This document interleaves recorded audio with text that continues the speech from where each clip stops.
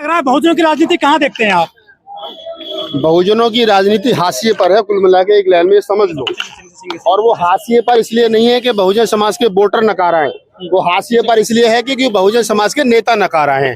तो ये समझ लो आप कि बहुजन समाज की जो राजनीति है, जो 5 राज्यों में चुनाव चल रहा है और निकट भविष्य में 24 का चुनाव हमारे सर पे है, आम चुनाव।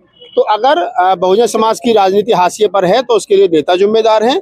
नेताओं को चाहिए वो विचार करें और जहां गलती है वहां सुधार करें, और ताकि मेरे जैसे एक्टिविस्ट को बोलने की जरूरत ना पड़े, ताकि रतन लाल को, लक्ष्मण यादव को जो हम लोग बोल रहे हैं, हमें बोलने की जरूरत ना पड़े। हमारा काम दूसरा है, लेकिन हम मजबूरी में ये काम कर रहे हैं, तो हमें हमारा काम करने दी जाए और नेता जो ईमानदारी से अपना काम करें।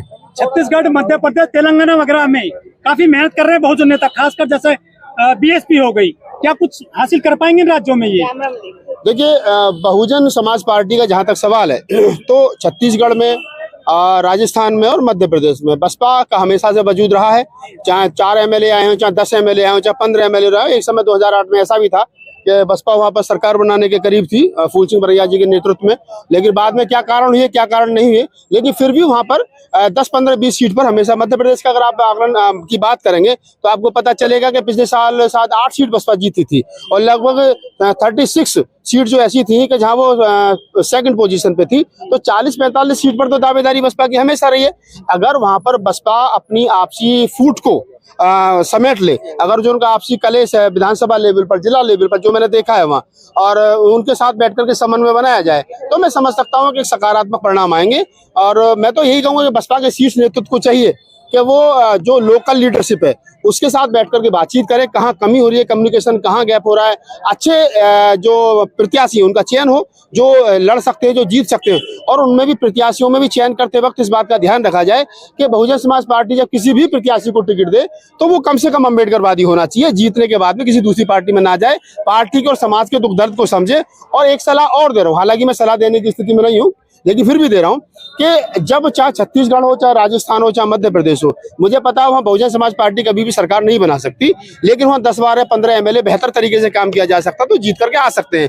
तो जब आपके 10 और 15 एमएलए जीत करके आ जाएं तो आपको चाहिए कि आप जो है वो जो भी पार्टी वहां सरकार बनाए, कांग्रेस बनाए, कोई अन्य राजनीतिक दल बनाए, तो आप बाहर से समर्थन मत दो, अपनी जो 10-12 एमएलए हैं उनको पार्टी में, उनको सरकार में शामिल कीजिए, उनको मिनिस्टर बनाइए, उनको चेयरमैन बनाइए, ताकि वो सिस्टम में रहेंगे तो एक तो पार्टी की विचारधारा वहां तक जाएगी और वो सरकार से उनको फंड लेने में आसानी रहेगी और वो पार्टी छोड़ करके भागेंगे नहीं। लेकिन बहन जी के विधायक मध्य प्रदेश और राजस्थान में पार्टी छोड़कर चले जाते हैं, पिछले कई दशक से देख रहे हैं। मैं वही कह रहा हूँ, वो जाते क्यों हैं, मैंने उसका कारण बताया वो क्यों जाते। एक आदमी विधायक बनने के लिए वो कम से कम कुछ करोड़ रुपए खर्च करता है, टिकट भी लाता है, पार्टी फंड में भी कुछ देता है, फिर जनता के बीच में भी जाता है, वहां भी कुछ खर्च करता है, और वो जब चुनाव जीत करके आता है, जब वो चुनाव जीत जाता है तो चुनाव जीतने के बाद क्या होता है कि जो जिसकी सरकार होती है उसके साथ उसको बैठ करके बातचीत करनी पड़ती है, क्षेत्र के विकास के लिए फंड लेने के लिए जाना पड़ता है, और फंड के लिए फिर उसी सरकार के पास जाता है। तो जब उसको फंड लेने में दिक्कत होती है तो उसके पास बहुत सारी समस्याएं होती हैं। उसमें कई बार क्या होता है कि वो जो प्रत्याशी, जो सरकार में, जो लोग सरकार में होते हैं, उनके दबाव में, उनसे फंड लेने के लालच में वो लोग पार्टी छोड़ करके सत्तारूढ़ दल के साथ चले जाते हैं। तो ऐसे में चाहिए कि बसपा जो है वो अपने विधायकों को बिकने से रोकना चाहती है। तो बसपा को चाहिए कि जब चुनाव हो तो जिस भी राजनीतिक दल की चुनाव, राजनीतिक सत्ता, जो भी राजनीतिक दल सत्ता में आए उसके साथ बैठ करके बातचीत करें। अपने अगर 10 विधायक जीत करके आ रहे हैं तो 2-3 को मिनिस्टर बनाओ, 2-3 को चेयरमैन बनाओ, 2-3 को अन्य विभागों में शिफ्ट करो, ताकि समाज का भी भला हो, पार्टी का भी भला हो, और विधायक जो है वो पार्टी छोड़ करके ना जाए। बीएसपी के अलावा इस बार जो एएसपी भी मैदान में आ गई है, कितना डेंट लगा पाएगी बीएसपी में? एएसपी भीम आर्मी की पार्टी बनी है। एएसपी को भी 20 साल लगेंगे, एएसपी को अभी 20 साल लगेंगे। जब तक हाथी चुनाव चिन्ह इस धरती पे घूम रहा है तब तक इस देश का बहुजन समाज, और खासतौर से जो अम्बेडकरवादी समाज है, वो किसी दूसरे राजनीतिक दल को वोट देने के मूड में नहीं है। और इस बात को समझ लें सब लोग। चंद्रशेखर रावत हमारा छोटा भाई है, हमारी शुभकामना सदैव उसके साथ रही। हमने उसके साथ, उसने हमारे साथ, दोनों ने हमने एक दूसरे के साथ काम किया है। मैं हमेशा ये कह रहा हूँ कि चंद्रशेखर को हम लोग ऐसे योद्धा स्वीकार करते हैं, वो समाज के साथ जहाँ कहीं एट्रोसिटी होती है वहां पहुंच जाता है, इसके लिए धन्यवाद, और ये काम उसके लिए सूट करता है। लेकिन राजनीति में भी स्पेस नहीं है, इसलिए चंद्रशेखर को थोड़ा धैर्य रखना चाहिए। लेकिन जहाँ जहाँ बहन जी ने और बीएसपी ने मेहनत की, चाहे तेलंगाना, मध्य प्रदेश और राजस्थान हो, वही जो है गठबंधन करने जा रहे हैं आजाद समाज पार्टी के नेता चंद्रशेखर। देखिए, वो राजनीति में है तो कुछ भी करेंगे, उनको अपनी राजनीति स्थापित करनी है। तो वो चाहे तेलंगाना हो, चाहे छत्तीसगढ़ हो, चाहे हनुमान बेनीवाल के साथ उनका गठबंधन हुआ हो, चाहे केसीआर के साथ उनका गठबंधन हुआ हो, तो तमाम देखिए जो आदमी राजनीति में है वो सफल होगा नहीं होगा ये सारी इन फ्यूचर बातें हैं, भविष्य के गर्भ में हैं। लेकिन मैं ये कह सकता हूँ कि अगर चंद्रशेखर की एक राजनीतिक पार्टी है तो उनको राजनीतिक अधिकार है, उनको लोकतांत्रिक अधिकार है कि वो किसी भी पार्टी से वोट मांगे, किसी भी पार्टी के समर्थन में जाए, कोई भी किसी भी पार्टी से गठबंधन करे, तो इसमें किसी भी आदमी को दिक्कत नहीं होनी चाहिए। अगर बहन जी किसी के साथ गठबंधन करती है तो कोई दूसरा ये थोड़ी कहता है कि आपने क्यों गठबंधन किया। उनका अपना राजनीतिक दल है, उनका अपना राजनीतिक दल है, दोनों अपनी जगह है। समाज के निश्चित वोट हैं, लेकिन जब दो पार्टी आ जाएंगी वोट बटेगा तो समाज आपस में बटेगा, और जब बटेगा तो आपस में फिर कटेगा। इस बात का समाधान मेरे और तुम्हारे पास नहीं है। इस काम को मैं नहीं रोक सकता। क्यों नहीं मानते इस बात को? मैं कह रहा हूँ ना, आपकी बात कंप्लीट, आपके सवाल का जवाब कंप्लीट कर रहा हूँ। अगर बहन जी चाहें तो वो चंद्रशेखर से कहे कि भाई आप बैठ करके, तो हमारा बच्चा है, समाज का है, बैठ करके बात करें, उसको बसपा में शामिल करें, उसकी क्या मांग है, समाज को बिखरने से बहन जी रोक सकती है। और चंद्रशेखर चाहे तो समाज हित में पार्टी खत्म करके कह देगा नहीं बहन जी को मुख्यमंत्री प्रधानमंत्री बनाएंगे, मैं समाज का काम करूंगा। तो ये दोनों लोग आपस में कर सकते हैं, ना तो मैं कर सकता हूँ ना तुम कर सकते हो। इस सवाल का जवाब ना मेरे पास है ना आपके पास है। इस सवाल का जवाब चंद्रशेखर रावण के पास है, इस सवाल का जवाब बहन जी के पास है। लेकिन नुकसान तो समाज का होगा इससे। बिल्कुल नुकसान होगा। देखिए ये समय का चक्र है, आप इसको समझ लीजिए। आज जो टॉप पर है वो कभी बॉटम पर भी आएगा। इसी देश के अंदर एक नारा लगता था, India is Indira, Indira is India. जिसको इंदिरा ही भारत और भारत ही जो है वो इंदिरा होती थी, आज वो कांग्रेस विपक्ष में बैठने के लायक नहीं बची है। तो जो लोग ये कह रहे हैं कि आप हम बहुत सारे बलशाली हो रहे, ये जो आज कह रहे हैं क्या नाम है मोदी है तो मुमकिन है, कल को ये भी नहीं बचेंगे। वो चंद्रगुप्त मौर्य सम्राट अशोक नहीं रहे तो ये भी नहीं रहेंगे। कालखंड में बहुत सारी चीजें बनेंगी, बहुत सारी चीजें बिगड़ेंगी। हम लोग एक्टिविस्ट हैं, हमारा काम बोलना है। आज जो मैं वीडियो यहाँ आप मेरा बना रहे हो, 50 साल के बाद में कालखंड में जब मैं कहीं नहीं रहूंगा, जब ये वीडियो कोई देखेगा डिजिटल हिस्ट्री में, तब लोग कहेंगे कि राहुल नागपाल उस समय दिल्ली यूनिवर्सिटी के 4 नंबर गेट पर खड़े होकर के इस बात को कह रहा था। तो हमारा काम कबीर वाला है, रैदास वाला, नानक वाला, अम्बेडकर वाला, फूले वाला हमारा काम है। हमारा काम है राजनेताओं को हड़का के रखना, हमारा काम है राजनीतिक दलों को रास्ता बताना, हमारा काम है समाज पर कहीं एट्रोसिटी होती है तो उस पर मुखर होकर के बोलना, हमारा काम है इस देश के हाशिए पर रहने वाले लोग को उसके संवैधानिक फंडामेंटल राइट्स बताना। ये काम राहुल नागपाल का है। मैं एमपी एमएलए बनने की दौड़ में नहीं हूँ, मैं मुख्यमंत्री बनने की दौड़ में नहीं हूँ, मैं ईवीएम का विरोध करने की दौड़ में नहीं हूँ, क्योंकि वो मेरा काम नहीं है। जो मेरा काम है वो काम मैं ईमानदारी से। लेकिन आरोप लग रहा है कि बहन जी के दुश्मनों से मिल रहे हैं आजाद समाज पार्टी के नेता।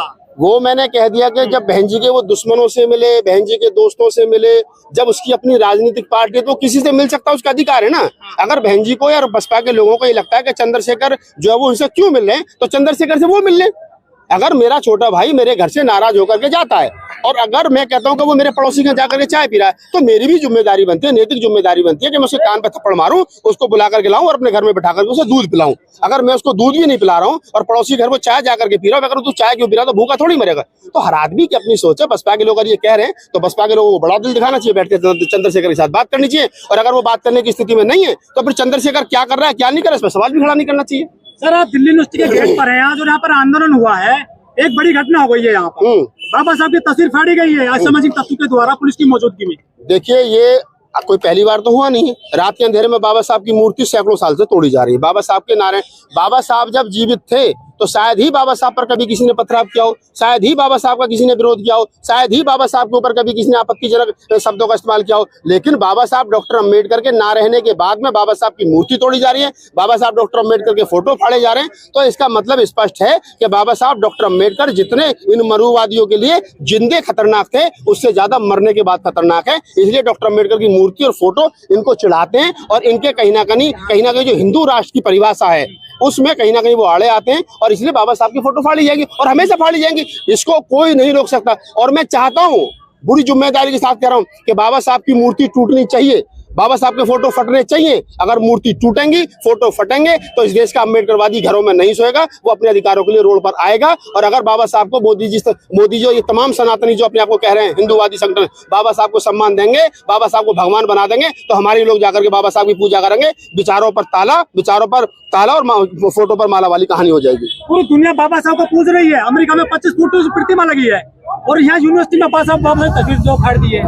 मैं वही कह रहा हूँ कि बाबा साहब को वो तमाम लोग पसंद करते हैं जो समतावादी हैं, बंधुतावादी हैं, न्यायवादी हैं। जो लोग इस धरती पर, देश में धरती की बात कर रहा हूँ, जो लोग इस धरती पर उन तमाम मतलब समता प्रेमी, गरीब से, मजदूर से, हाशिए पर रहने वाले समाज से प्यार करता है, वो बाबा साहब से प्यार करता है। और जो लोग जाति के आधार पर, वर्ण के आधार पर कलर के आधार पर, रंग भेद के आधार पर अपने आप को उच्च साबित करना चाहता है, अपने आप को उच्च स्थान पर रखना चाहता है, वो बाबा साहब डॉक्टर अम्बेडकर की नजर, वो उस आदमी की नजर में बाबा साहब डॉक्टर अम्बेडकर हमेशा से खटकते थे, हमेशा से खटकेंगे, चाहे वो अमेरिका में हो, चाहे वो कनाडा में हो, चाहे वो जापान में हो और चाहे वो भारत में हो। एक बात और कह देता हूं यहाँ कि जो लोग भारत में जातिवाद का खेल खेल रहे हैं, जो लोग भारत के अंदर वर्ण व्यवस्था का खेल खेल रहे हैं, जो लोग भारत में ऊंच नीच का खेल खेल रहे हैं, वो लोग भारत में थे तब भी यही काम कर रहे थे। वो लोग भारत को छोड़कर के America, Canada, Japan, Thailand, Korea, उत्तर कोरिया, दक्षिण कोरिया कहीं भी बस गए धरती पर, वहां जाकर के भी उनके दिमाग से जाति नहीं निकली, वहां जाकर के भी उन्होंने अपनी उनका जो जातिवाद था वो उन्होंने कायम रखा है।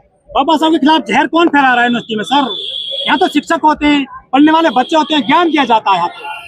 एक आदमी जब स्कूल में जाता है और उसको स्कूल में सुबह सुबह गायत्री मंत्र पढ़ाया जाता है, उसको मनुस्मृति पढ़ाई जाती है, उसको चोटी रखवाई जाती है, उसको जनेऊ पहनाई जाती है, और वही बच्चा बड़े होकर के जब दिल्ली यूनिवर्सिटी का वाइस चांसलर और बीसी और क्या नाम है प्रिंसिपल बनता है, तो क्या आप उससे उम्मीद कर रहे हो कि वो समता की बात करेगा? क्या आप उम्मीद कर रहे हो उससे बंधुता की बात करेगा? आप उससे बात करोगे वो समानता की बात या संविधान की बात करेगा? अरे उसके दिमाग में जनेऊ लपेटी हुई है भाई। उसने बेशक कोट पैंट टाई पहन लियो, चोटी कटवा दी हो, धोती उतार करके कोट पैंट पहन लियो, लेकिन उसके दिमाग में जनेऊ है, और ये जनेऊधारी लोग कभी भी न्यायप्रिय नहीं हो सकते। इसको ध्यान रखें। धन्यवाद।